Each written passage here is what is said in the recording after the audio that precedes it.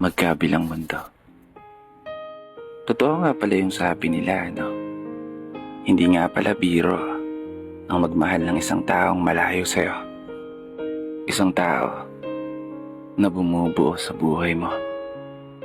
Nagpapasaya, nagpapangiti. At isang tao na nagbibigay ng kulay sa magulong mong mundo. Taong naghahatid ng lakas at gana para bumangon ka sa kada umaga. Kahit pa boses niya lang, sapat na. O makita mo lang siyang umingiti sa camera, solve na solve ka na. Basta wag lang talaga totopakin. Mapapamura ka talaga. Pero seryoso, hindi lahat ng relasyon palaging masaya. Asahan mo, darating at darating yung araw ng pagdududa, mangangamba, malulungkot, mag-aalala. At minsan mapapatanong ka na lang kung mahihintay pa ba niya.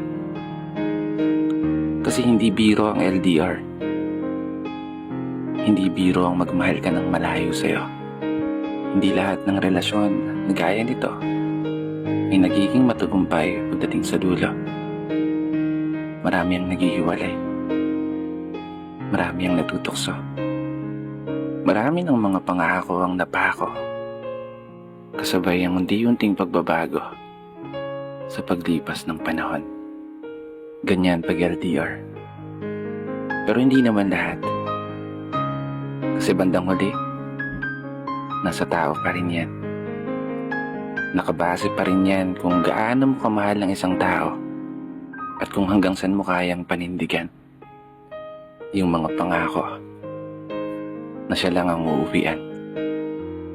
Yung mga pangarap na magkasama kayong dalawa na tutungtungan ng isang kaharian na magsisilbing silungan habang umuulan ng pagmamahalan. Na tanging siya at ikaw ang magiging kamahalan na magsasama sa hirap at ginawa habang buhay, palagi, palang araw. Dito na nagtatapos. Kaya isang pagpupugay para sa lahat ng mga tao na patuloy na nagmamahal kahit pa sa magkabilang mundo.